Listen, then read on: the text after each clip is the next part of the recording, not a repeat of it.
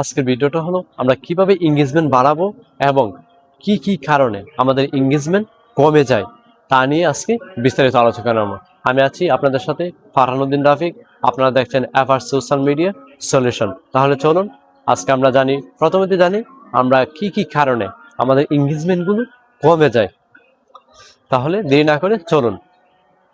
এঙ্গেজমেন্টগুলোর কারণ প্রথম ধাপ হলো আমরা কমেন্টে অনেকে ফেসবুক পোস্ট বা ফেসবুক ভিডিওতে আমরা গিয়ে কমেন্ট করি, আমাকে ফলো করলে, আমাকে সাপোর্ট করলে আমি আপনাদেরকে সাপোর্ট করব। আসলে এই ভুলগুলো করা যাবে না। এই ভুলগুলো করলে আপনার এঙ্গেজমেন্টগুলো খুব কমে যায় এবং ভিডিও রিচ কমে যায়। আবার অনেকেই সুন্দরভাবে কি ইসলামিক কমেন্ট করে। আপনি যদি মোহাম্মদ সাল্লাল্লাহু আলাইহি সাল্লামের উম্মত অবশ্যই আমাকে লাইক এবং কমেন্ট এবং শেয়ার করবেন। আসলে এই ভুলগুলো করা যাবে না।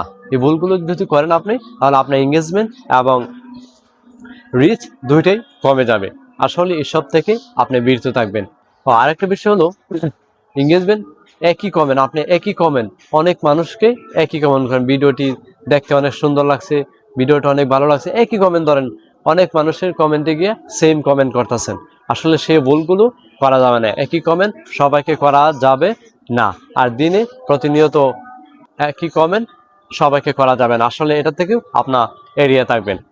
এঙ্গেজমেন্ট বাড়ানোর একটা সুন্দর একটা পদ্ধতি হলো আপনার ভিডিওতে যারা কমেন্ট করছে তাদেরকে গঠনমূলক এবং যে কমেন্ট করছে তার সঠিক উত্তর দেওয়া। কিন্তু আবার এখানেও আপনাকে যারা কমেন্ট করছে, অধিকাংশ মানুষই কমেন্ট করছে, অধিকাংশ মানুষকে একই কমেন্টের রিপ্লাই দেওয়া যাবে না। সুন্দর একটা কমেন্টের রিপ্লাই দিবেন। তারপর এবং অন্যের ভিডিও সুন্দর কমেন্ট করবেন এবং লাইক দিবেন, তাহলে আপনার এঙ্গেজমেন্ট বাড়ে যাবে। আশা করি বুঝতে পারছেন। আজকে এই পর্যন্তই।